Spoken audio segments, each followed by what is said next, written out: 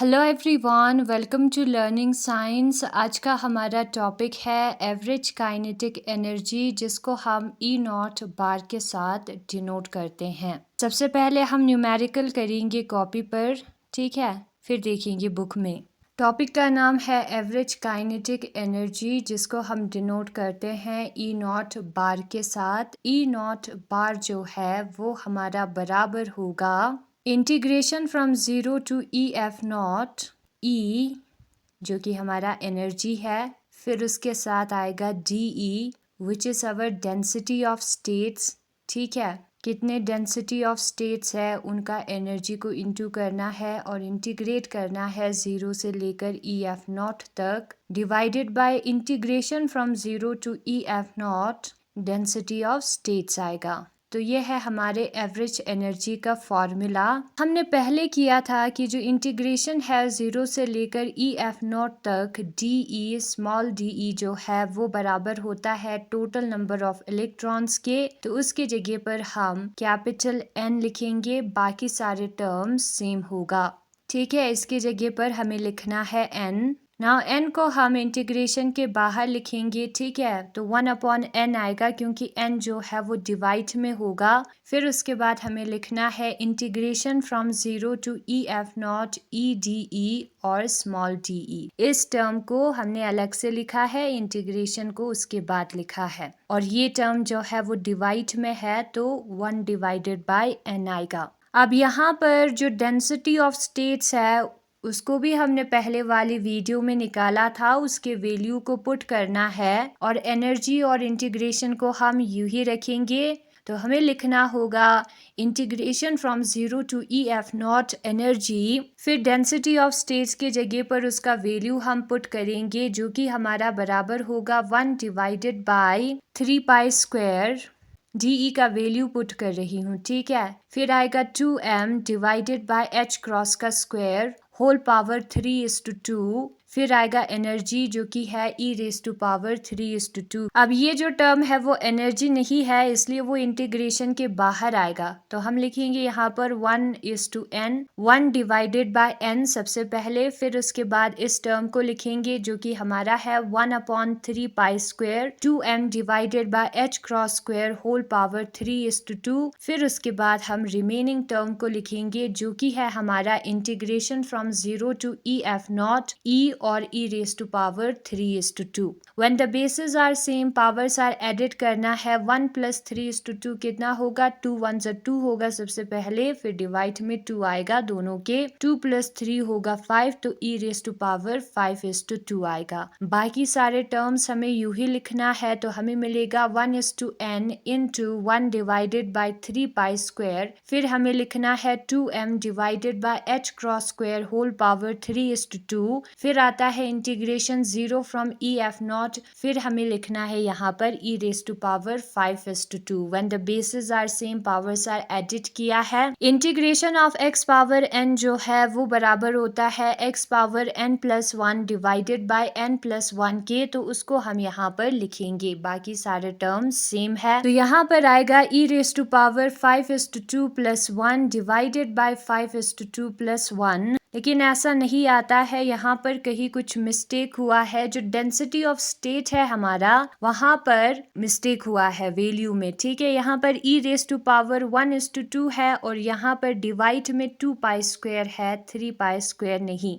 Differentiate करने के बाद जो हमें आंसर मिलता है उसको मुझे लिखना था, ठीक है। तो यहाँ पर 1 आएगा, फिर यहाँ पर 2 + 1 3 होगा, पावर में 3:2, तो यहाँ पर होगा 3:2 + 1 डिवाइडेड बाय 3:2 + 1। ये वाला फॉर्मूला अप्लाई किया है। 2 1 2 होगा, तो 3 + 2 होल डिवाइडेड बाय 2, 3 + 2 करेंगे 5 आएगा, 5 डिवाइडेड बाय 2। तो हमें कितना मिलेगा? हमें मिलेगा 1:n इंटू 1 डिवाइडेड बाय 2π², फिर ब्रैकेट के अंदर 2m h cross square whole power 3:2, फिर आएगा e⁻⁵ और यहाँ पर भी 5:2 आएगा। 2 थर्ड पर है डिवीजन में, तो उसको हम फर्स्ट पर लेकर जा सकते हैं, ऊपर हम 2 को लिख सकते हैं। अब यहाँ पर इंटीग्रेशन का वैल्यूज भी दिया है, लिमिट्स भी दिया है, ठीक है, तो उसको भी हमें पुट करना होगा ई के जगह पर। इनिशियल वैल्यू है 0, फाइनल वैल्यू है ई एफ नॉट। सबसे पहले तो हमें ऊपर वाले टर्म को लिखना है, फिर उसके बाद यहाँ पर ई के जगह पर ई एफ नॉट पुट करना है माइनस उसके जगह पर 0 भी पुट करेंगे। -0 वाला टर्म नहीं लिखेंगे तो भी चलेगा, तो यहाँ पर आएगा 2:5 ई एफ नॉट पावर 5:2। अब हमें पता है कि जो ई एफ नॉट है फर्मी एनर्जी हमारा 0 केल्विन पर, वो बराबर होता है h cross square divided by 2m 3 pi square n whole power 2:3 के। ना अगर हम इसका रेसिप्रोकल करें तो 2m ऊपर आ जाएगा, h क्रॉस स्क्वायर नीचे, 1 ऊपर आएगा, 3 pi square n whole power 2:3 नीचे। फिर उसके बाद इस टर्म के पावर में हमें 3:2 लिखना है, इसका ऑपोजिट, तो हमें क्या मिलेगा 1 डिवाइडेड बाय दोनों साइड पे पावर पे 3:2 लिखना है, ऐसा हम कर सकते हैं, ठीक है। तो 1 divided bye E F not power 3:2 जो है वो बराबर होगा 2m divided by h cross square का पावर 3:2, 1 का पावर 3:2 और यहाँ पर भी पावर 3:2 आएगा। 3 और 3 कैंसिल हो जाएगा, 2 और 2 कैंसिल हो जाएगा, हमें मिलेगा 2m divided by h cross square का पावर 3:2, 1 का पावर कुछ भी हो 1 ही आता है और 3 पाई स्क्वायर n मिलेगा हमें यहाँ पर, बाकी सारे टर्म कैंसिल होंगे। तो यहाँ पर हम देख सकते हैं कि पाई स्क्वायर है, n भी है, 2mh cross square whole power 3:2 भी है, ये 2 और ये 2 हो जाएगा कैंसिल ना। अगर हम इस इक्वेशन को 3 से इनटू और डिवाइड करें तो कोई फर्क पड़ेगा नहीं, ठीक है, क्योंकि दोनों कैंसिल हो जाएंगे, यही इक्वेशन वापस मिलेगा। और डिवाइड में 3 भी आ गया, तो ये सारे टर्म की जगह पर हम 1 divided by E F not का पावर 3:2 पुट कर सकते हैं, ठीक है। तो पुट करते हैं उस वैल्यू को, फिर उसके बाद जो टर्म्स बचता है उसको हमें लिखना है। यहाँ पर बचता है सबसे पहले तो डिवाइड में 5, तो डिवाइड में 5 लिखेंगे, 3 भी बचता है तो 3/5 ऐसे हम लिख सकते हैं,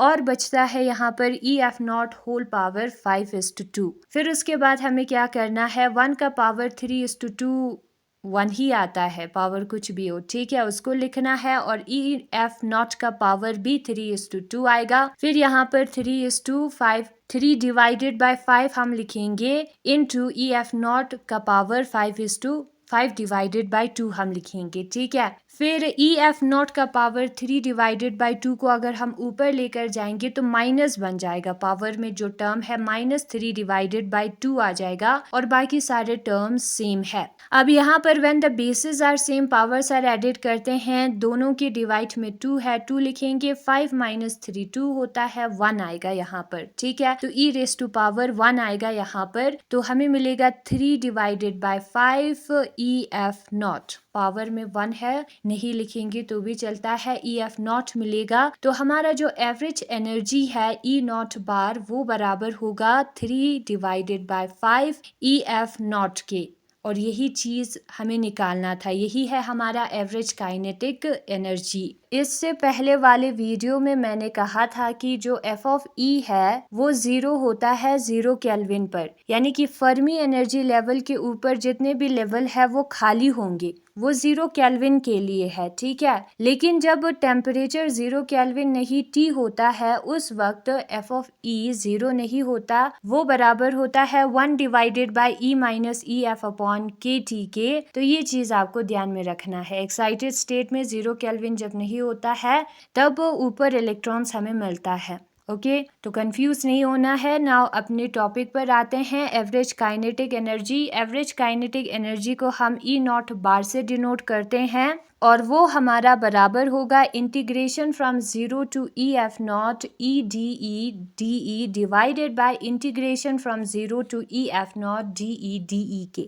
एनर्जी डेंसिटी ऑफ स्टेट का integration divided by density of state के इंटीग्रेशन के। अब ये जो डेंसिटी ऑफ स्टेट का इंटीग्रेशन है वो n के बराबर आता है, इस वाले टॉपिक में हमने किया था, तो उसके जगह पर हम n लिखेंगे, वो डिवाइड में है ये टर्म, तो ये n भी डिवाइड में आ जाएगा, और ये जो टर्म है उसमें हमें डी का वैल्यू पुट करना है, पहले वाले टॉपिक में हमने किया था उसको हम पुट करेंगे, ठीक है। अब यहाँ पर एक एनर्जी E है हमारा, और डी में हमारा energy e raise to power half आता है, उसको प्लस करेंगे तो e रेस टू पावर 3:2 आएगा। एंड जब हम उसको इंटीग्रेट करेंगे ई रेस टू पावर बाकी सारे टर्म इंटीग्रेशन के बाहर आ जाएगा, ठीक है। 0 से लेकर एनर्जी ई एफ नॉट तक इंटीग्रेट हो रहा है तो एनर्जी का इंटीग्रेशन होगा। ई रेस टू पावर 3/2 का इंटीग्रेशन का आंसर हमें मिला है, उसको हमें लिखना है। यहाँ पर ई है।